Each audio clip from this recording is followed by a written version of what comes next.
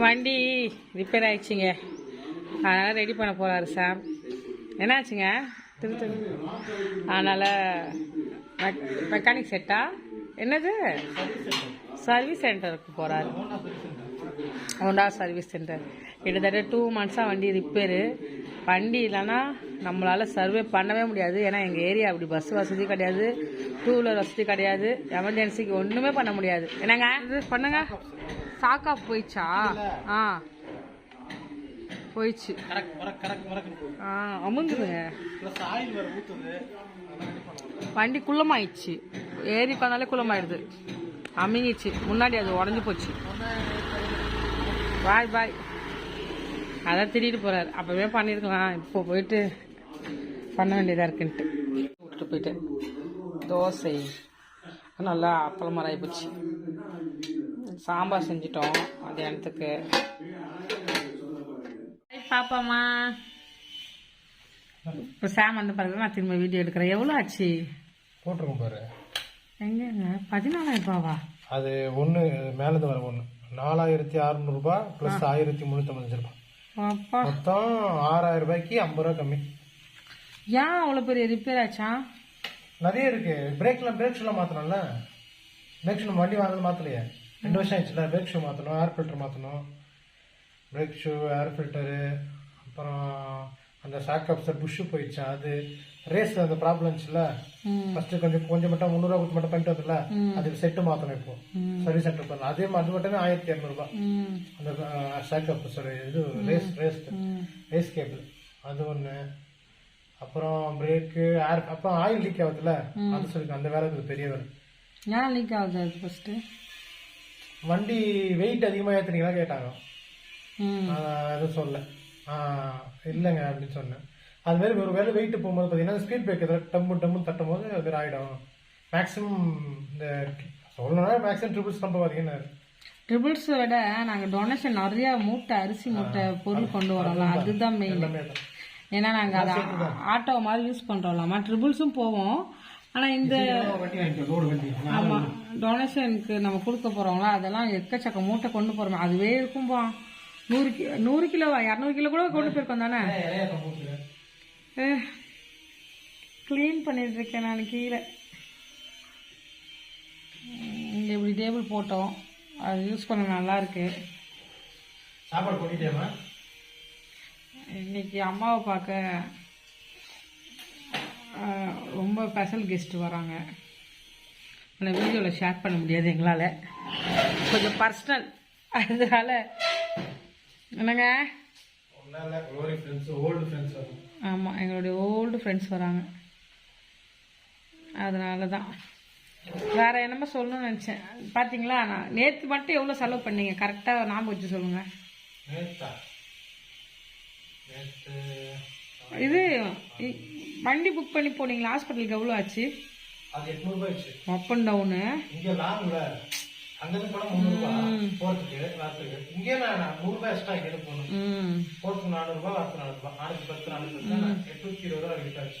நான் வேற தனியா சர்ச்சுக்கு வேற போனேன். அதுக்கு ஒரு 250 ரூபா. டிராவல் மட்டுமே எங்க வீட்டுல இருந்து இவ்வளவு ஆயிருக்கு. கிட்டத்தட்ட 1,100 ரூபாய் நேற்று மட்டும் டிராவல் மட்டும். ஆமா டாக்டர் ஃபீஸ் இல்ல. அப்புறமா நேத்து நம்ம கொஞ்சம் பொருளெல்லாம் வாங்கினோம்ல, அரிசி அதுக்கு அடுத்தது வேற என்ன வாங்கணும்? நேற்று மட்டுமே இப்போ ஒரு 4,000 ரூபாய் செலவு பண்ணியிருப்போமா. நம்ம வாங்குறோம் காசை இப்படி செலவு பண்ணிடும். எப்பவுமே அப்படிதான் நமக்கு இருக்கும் இன்னைக்கு. ஆனால் அதுக்கு நம்மளை ஆண்டவர் நடத்துறாருல.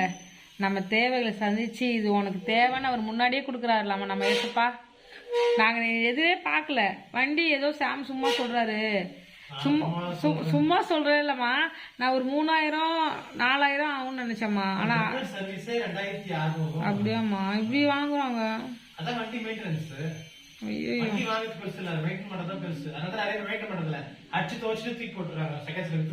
நமக்கு இப்ப ஆர்டர் இருக்கு. மொத்தம் 3 ஆர்டர் இருக்கு. அதுக்கு வண்டி இருந்தாதான் நம்மளால முடிக்க முடியும். மசாலா அரைச்சி நம்ம அமெரிக்காவுக்கு அனுப்பணுமா. அதுக்கு அடுத்தது நம்ம லண்டனுக்கு ஆர்டர் அது அனுப்பணும்.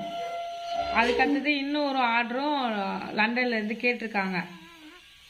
அது என்கொயரி வந்திருக்கு என்னங்க ஆண்டி. அதனால அதெல்லாம் இருக்கனால வண்டி இருந்தால் தான் நம்மளுடைய பொழைப்பு, நம்மளுடைய வருமானமே வண்டி தான் என்னங்க. அதனால தான் சரின்ட்டு ரெடி பண்ண போயாச்சு. இது கால்குலேட்டர் எடுங்க, அங்கே எடுங்க, இங்கே தானே இருந்துச்சு. எங்க கால்குலேட்டர் ஒன்று வாங்கணுங்க. அதாவது மொபைலில் எனக்கு போட வரமாட்டேங்கிறேன். கால்குலேட்டர்லேயே பழகிட்டேனா. என் தம்பி எனக்கு ஒரு கால்குலேட்டர் கொடுத்தான், சயின்டிஃபிக் கால்குலேட்டர். கிட்டத்தட்ட ஒரு 6-7 வருஷம் வச்சுருந்தேன். என்னுடைய குட்டி செல்லம் இருக்கே, கேபி பட்டு தங்கம், குழந்தையா இருக்கும்போது அதுக்கு குழந்தைக்கு என்ன தெரியும், அப்போதான் அது போயிடுச்சு. அந்த கால்குலேட்டர் ரொம்ப வருஷமா வச்சுருந்தேன். இது வேலை செய்யுது சூரிய ஒளியில, சோலார்ல. அதனால இப்போ வேலை செய்யுது. பேட்டரி போட்டால் பர்மனெண்ட்டாக வேலை செய்யும், இருட்டில் வேலை செய்யும். இது அந்த கொரியன் ஷாப்பில் தான் நாங்கள் வாங்கினோம். நீங்கள் கேளுங்க, உங்களுக்கு டிஸ்கவுண்ட் நல்லா இருக்குது. நிறைய கால்குலேட்டர் இருக்குது. இது கொஞ்சம் பார்க்க நல்லா இருக்குல்ல, கொஞ்சம் டிசைனாக இருக்குன்ட்டு இது வாங்கினோம். 120 ரூபா 200 ரூபாய்க்கு கூட இருக்குது. இது வாங்கி ஆயிடுச்சுல, 2 மாதம் ஆயிடுச்சுலாமா? 2 மாதத்துக்கு மேலே ஆகுது வாங்கி. இப்போ தான் பேட்டரியே வாங்கி போடுறோம். பேட்டரி எனக்கு தேவைப்படாது, சோலார் தான். இது எமர்ஜென்சிக்காக பேட்டரி. இந்த பாத்திரத்தை எடுங்க. இது வந்து ஆண்டி எங்களுக்கு கிஃப்ட் கொடுத்தாங்கப்பா. பாத்திரம், அதுக்கு டைரி எல்லாம் கொடுத்தாங்க. இப்போ சோலார் எல்லாமே இருக்கும். இப்போ ஃபஸ்ட்டாக வேலை செய்யும். ஆனா தப்பு தப்பா கூட்டுற மாதிரி தோணுது எனக்கு. பண்ணுங்களேன், அதுதான் உண்மையாக தான் சொல்றேன். அன்னைக்கு நான் 900 1000 போடுங்க. 1000 கால்குலேட்டர் எப்படியே தப்பா சொல்லலாம். நீ தான் தப்பா புரிஞ்சுப்பேன். நான் தப்பா போட்டேன்னா தெரியல. நீ தப்பா போடுங்க. இங்க என்ன அமுக்குனா அது அமுக்கவே இல்லை. அதான் இப்போ வேலை செய்யுது. பேட்டரி இல்லைனால வேலை செய்யலையோமா? சரி கொடுங்க, நீங்களே கன்ஃபியூஷன் ஆகிடாதீங்க. சேனல் இதை பாருங்க பாத்திரம். எனக்கு, இவாஞ்சலிக்கு, அம்மாவுக்கு 3 பேருக்கு கிஃப்ட்டு பண்ணாங்க ஆண்டி. எங்களை பார்க்க வந்திருந்தாங்க. கிறிஸ்மஸ் தானே பார்க்க வந்திருந்தாங்க ஆண்டி. டைரி எல்லாமே கொடுத்தாங்க. சரியாமா தையல் மிஷின் நாங்கள் போடக்கூடாது. இருங்க பாய். நாங்கள் கௌரி வந்து வீடு க்ளீன் பண்ணிட்டுருக்கு. கிட்டத்தட்ட வீடு ஃபுல்லாக முடிச்சிச்சு. ஆனால் எனக்கு அதோட பெரிய வேலை ஒன்று இருக்குது. இங்கே பாருங்களேன், இந்த அரிசியை காயப்பட வந்தேன். அதாவது வண்டு, இது வாங்கிட்டு வரும்போதே, கடையிலேருந்து வாங்கிட்டு வரும்போதே வண்டு வந்துச்சு. இந்த வண்டுங்க பாருங்கண்ணா எப்படி ஓடிக்கிட்டு இருக்கு.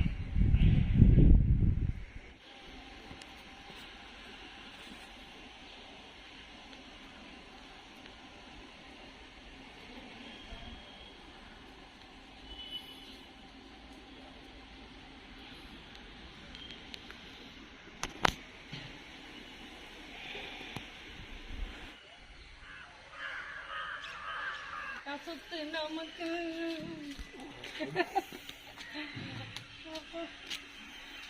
என்னுடைய சின்ன வயசு ஃப்ரெண்ட் 2 பேர்.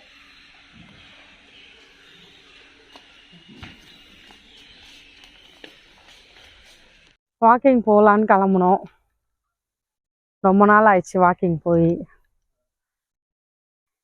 சரி ஓகே, சைக்கிளை ரெடி பண்ணா சைக்கிளும் திரும்ப பஞ்சர் ஆயிடுச்சு. நமக்கும் வண்டிக்கும் செட்டே ஆக மாட்டேங்குது.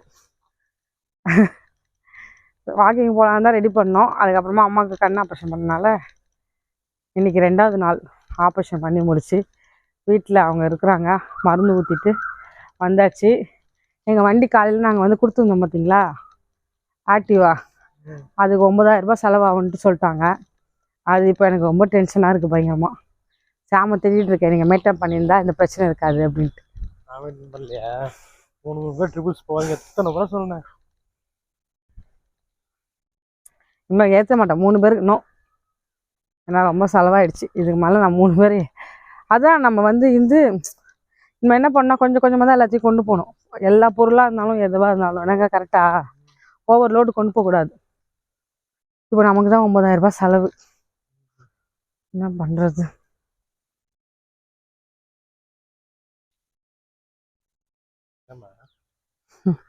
பேசும்போது மைக் யூஸ் பண்ணுங்கன்னு பல வாட்டி சொல்லுவாங்க. மைக் வச்சிருக்கு, ஆனால் அது ஒயர்லெஸ் மைக் கிடையாது. இது ஒயர்லெஸ் மைக்.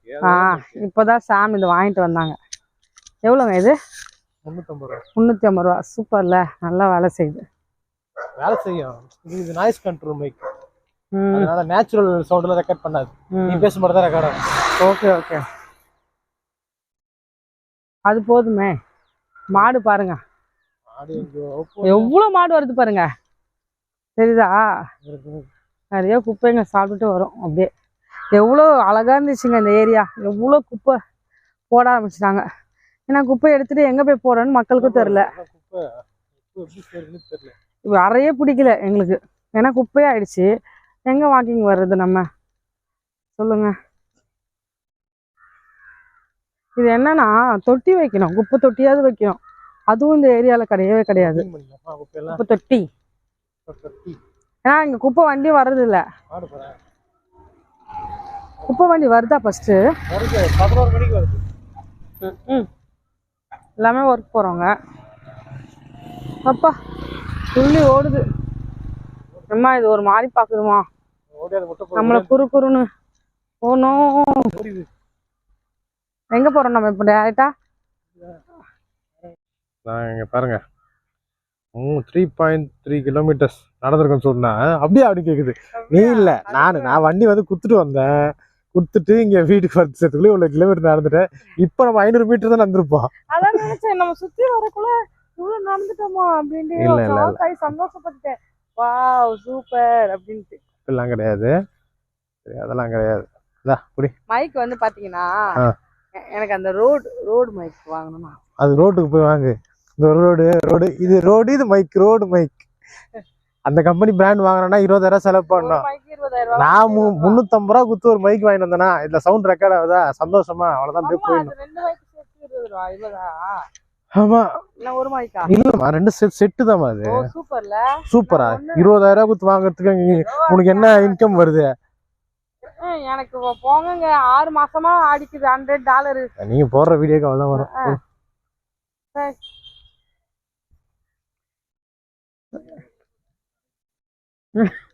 நடை பயணம் பாதியிலே நின்று போச்சு.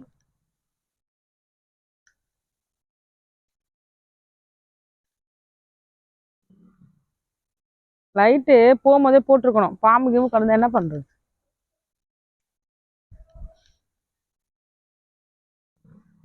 லைட்டே போட மாட்டாங்க, 2 பேர் தான் போடுவாங்க. எங்க அங்கிள், ஹவுஸ் ஓனர் அங்கிள், நாங்க மட்டும் தான் போடுவோம்.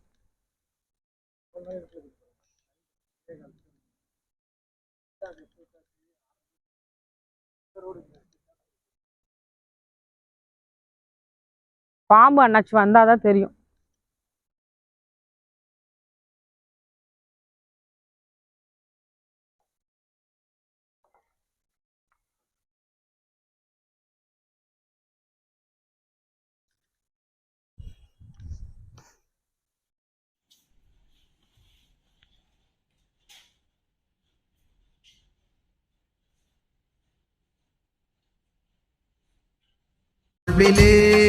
நீர் பாராட்டேன தயவுக்கெல்லாம் நான் பாத்திரனல்ல.